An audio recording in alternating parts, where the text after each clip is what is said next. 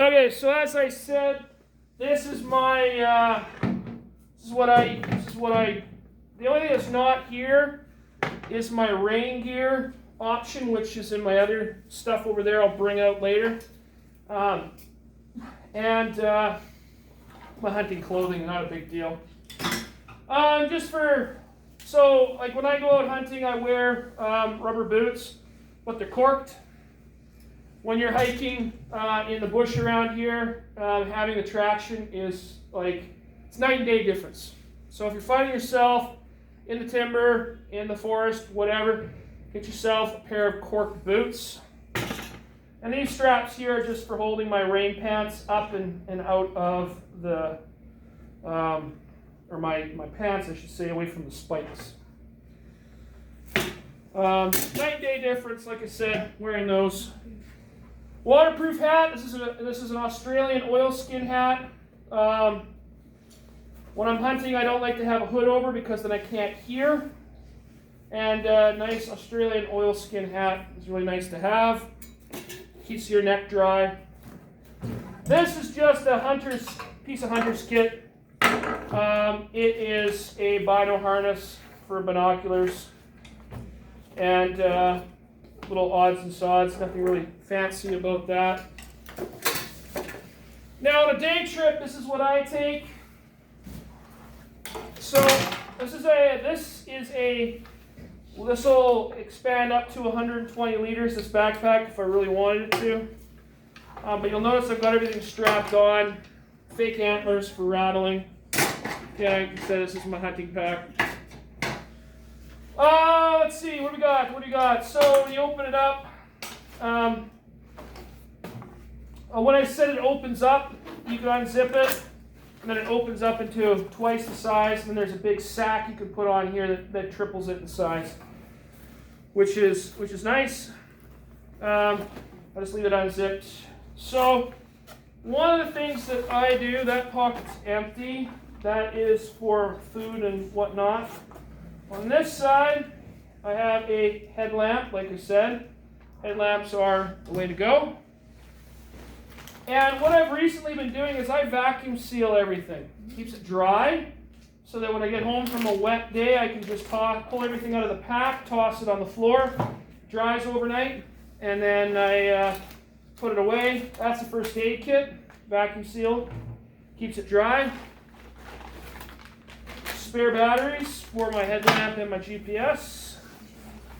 And this is for just cotton bags to put meat in if you do get something. There's an 8x10 tarp, vacuum sealed. It's like a brick, but again, I don't have to unfold it and dry it at the end of the day. This one needs to be vacuum sealed. More batteries, vacuum sealed. That's actually specific. Those are for my game cameras. Rope, wet wipes. And this is a specific kit. When you get a deer in the rut, it has glands on the back of its legs, and if you touch that, it kind of ruins your food. So I've got a specific little thing with gloves and a knife that doesn't touch anything else if I do have to deal with that. Zip ties are always a handy thing. So that's everything in that pouch. And then small forest axe, I like having that.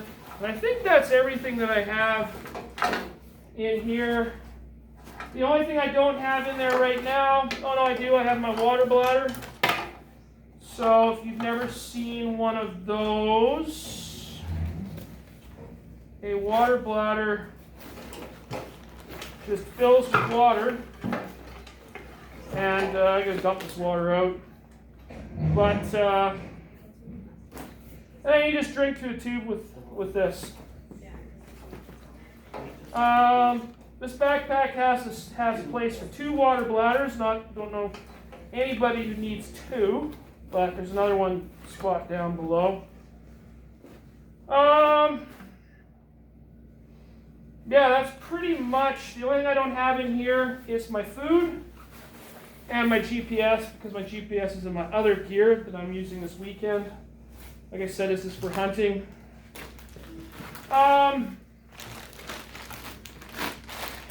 As far as it goes, like I said, I like vacuum sealing stuff, and this one's got cord. It's got a folding saw, fire starting kit right here, and a knife, a knife sharpener, and this is a bone saw for cutting open the rib cage on an animal. And you'll notice that I'm putting everything on the one side, which is quite, we just talked about how distribute the load evenly. And the reason why everything goes on that side, my food goes on this side, but it still doesn't weigh the same amount as all this stuff, it's because this is the side that my rifle sits on. This is a scabbard I use on here, so the weight of the rifle is balanced out by the weight on this side. So that's why I do it that way. Yes, thank you. So that's my day pack. Do I have everything that is on that list? No. Where's your chapstick? Well, don't have it in there. Well, that list is recommended. It's not a requirement. This is what I use. Anything that I've put in here and then I haven't used after a couple of trips out, I take out, because it's obviously not that important. And when it comes to the gear, I'm hunting inside in the trees during November. There isn't sun to worry about for sunblock. So, tailor your kit to what you're doing. Big thing I wanted to point out, though, is everything I have is compartmentalized. They're all in little pouches or vacuum sealed. That way I can find things easy, and I can dry them easy, which is another important thing. And last but not least that I said that I changed my mind about is trekking poles.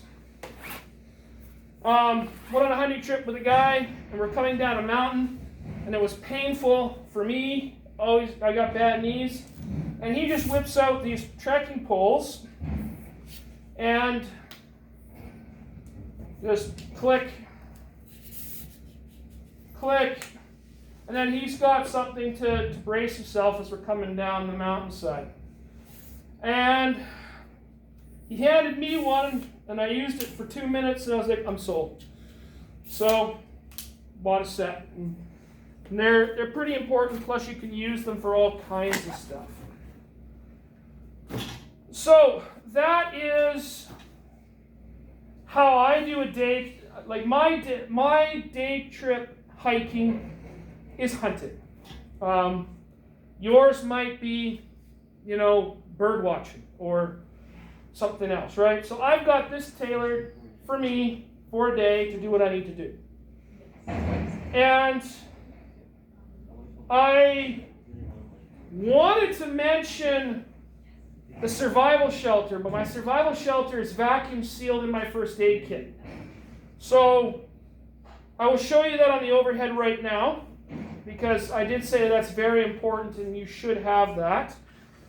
And then tomorrow we'll go over my other stuff, because it's going to take a long time to go through these 3 bags over here.